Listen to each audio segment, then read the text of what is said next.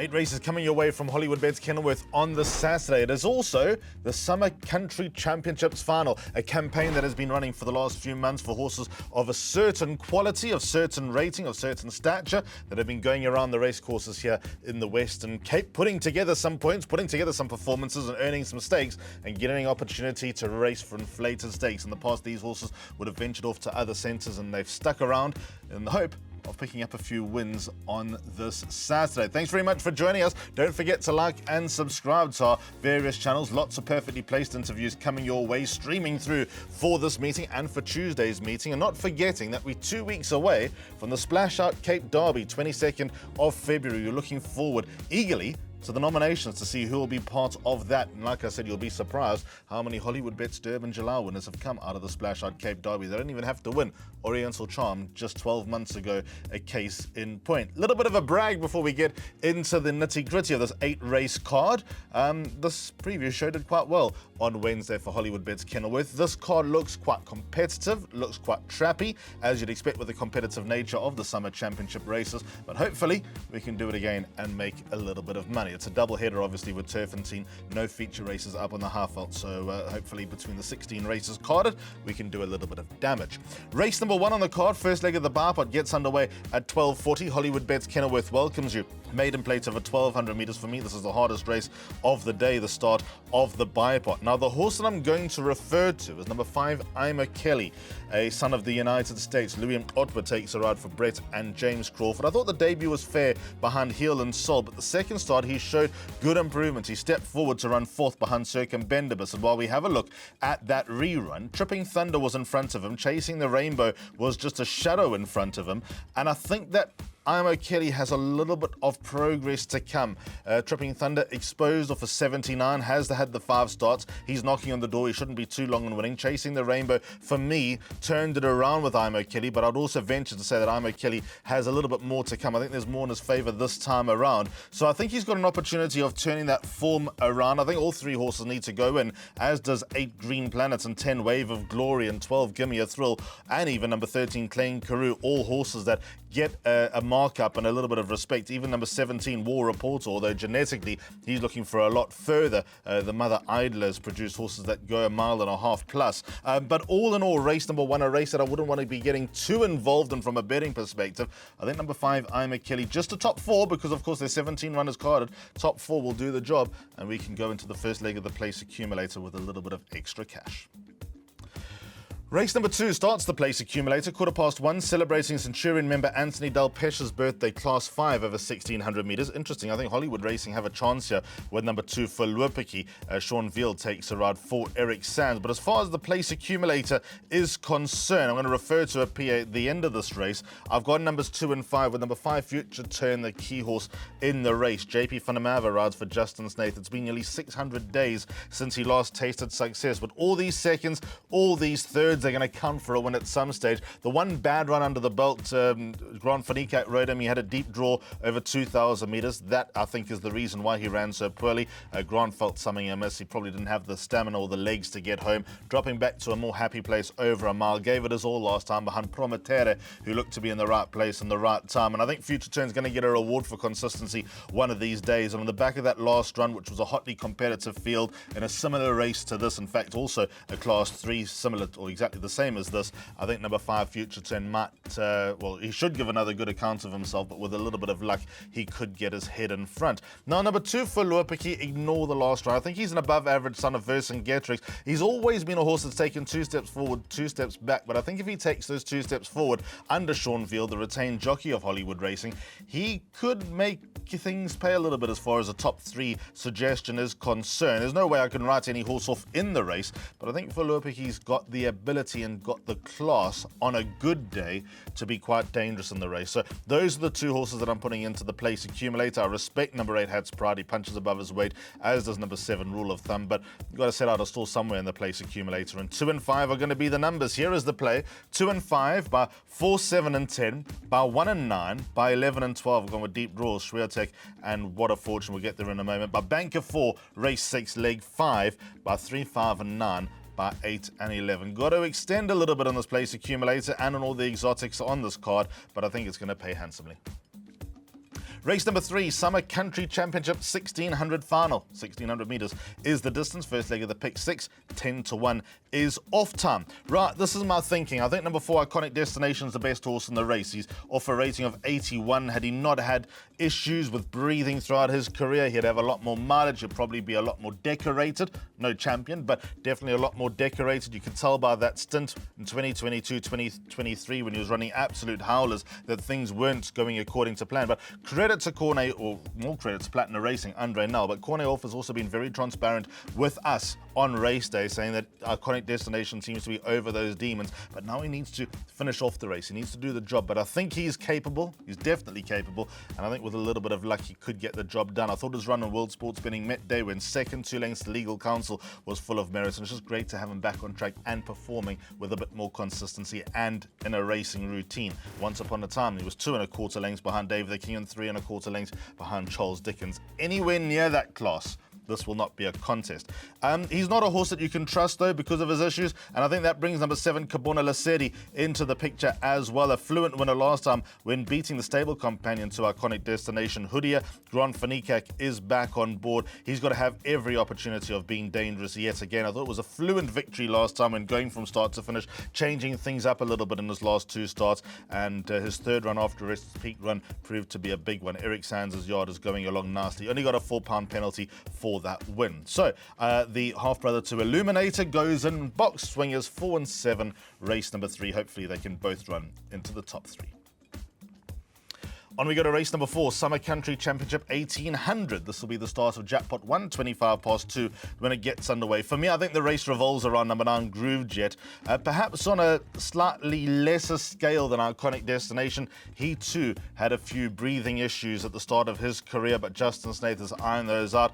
Quick wind up and bang, he's become consistent. He's started winning and he looks to be in the pink of health. And the further he goes, the more he races, the better he'll be. He is by Silvano out of the excellent mare Jet Bell, who of course was trained by Robbie Sage and by Glenn Cotson throughout her career, and she performed at the highest level. Now this horse Groove Jet is seeking a hat-trick of wins. For me, he's hitting the line with a lot of authority, with a lot of class. His win last time over Quite a King I thought was very fluent. He meets Quite a King yet again, and if you actually have a look at the collateral form, Quite a King is 2 kilos better off, but how much in hand did Groove Jet have? To the eye, I thought he had more than enough in hand, and I still believe that with a £3 penalty, and despite the weight turnaround, he's probably still underappreciated by the handicapper. Even if you go back to his win on the 16th of November, pure mathematics suggests that To the Moon and Back, Quite a King and Aladdin's Lamp might have the beating of Groove Jet, but I still believe that he's not quite showing exactly what he's got with his cards close to his chest. So I'm going to hint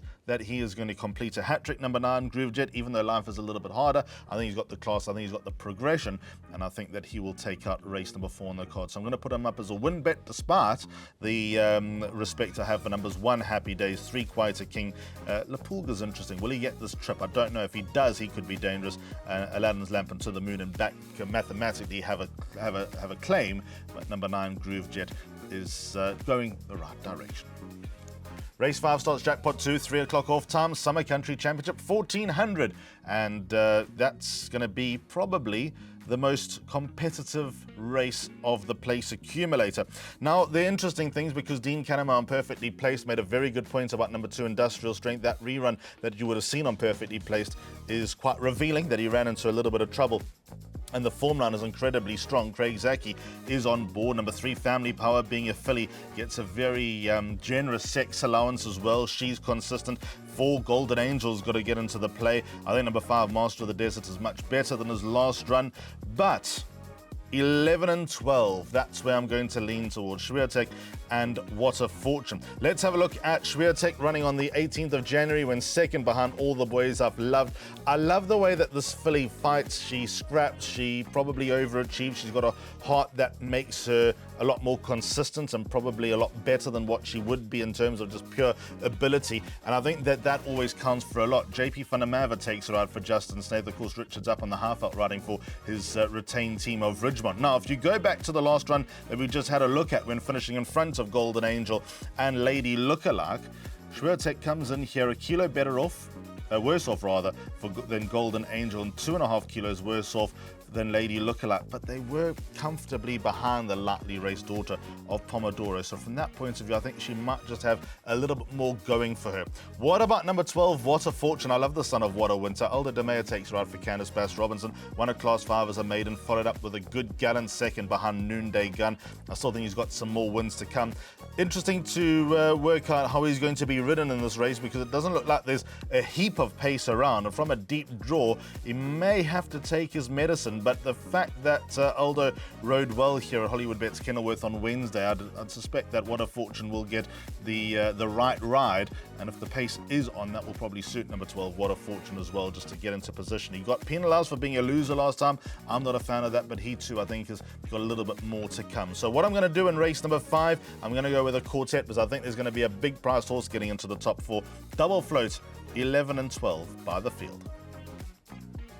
Race number 6, last chance to play a pick 3, 25-4, Summer Country Championship 1000, and a field of 12 carded to face the starter in the 6th race on the card at Hollywoodbets Kenilworth on this Saturday. Now, Unbaldi, we're going back down the conversation of horses that have been set back through their career. Unbaldi is yet another case in point. He was rested for quite a long time between early June and early January. So 6 months off the track. He would have needed his first 2 starts back, but they've been 2 sparkling runs. Tanango, who runs later on the card, 4 lengths in front of Unbaldi, where he would have just shaken off the cobwebs on Lamaral King's Plate Day. That would have been a fantastic run. That would have been considered as a successful performance from Unbaldi, despite not winning. Got a stake check, back on track, hit the line with a lot in hand. And then last time out, went to the front 400 meters out and got collared by Golden Destiny, who runs a race later. Now for me, Unbaldi does not take on a field of that similar stature. Yes, he's got a lot of weight to carry. As a 3-year-old, the weight for age allowance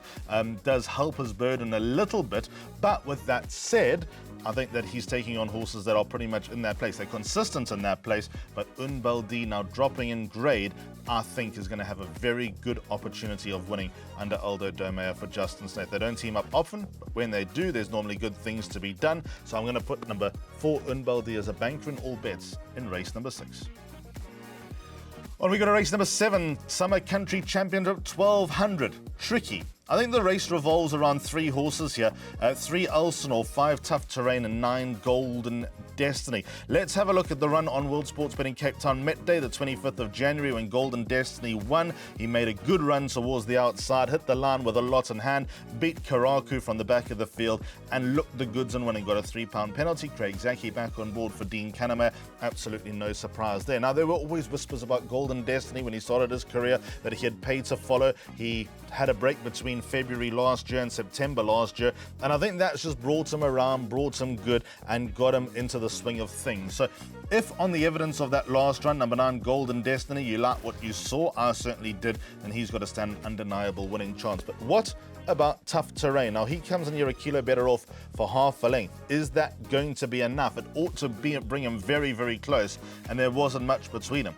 The only Achilles heel for Tough Terrain, he is a hostage to fortune. Drop him out, forget about him. He probably won't even be in shot going through the halfway stage. He's got a very good turn of foot, and when he turns it on a good day and he's in the mood, he can finish off a race like none other. And it's hard to make up ground, obviously, over 1,200 meters when you're so far back on a track that has been running quite quickly. And even if the southeaster is blowing, it's still in a sprint. There's a lot of ground to make up. You really are taking things into your own hands. But he's good enough, he's capable, and he'll be finishing at them. There's no doubt about it. Number 5, Tough Terrain. I've got time for Elsinore as well. Number 3, Sean Veal up for Justin Snaith. I thought a good run last time behind Culp Forest straight out of the maidens. He's probably got a little bit more to come, so I've threw him into the place accumulator. But as far as the suggested bet is concerned, box wingers 5 and 9, Tough Terrain and Golden Destiny.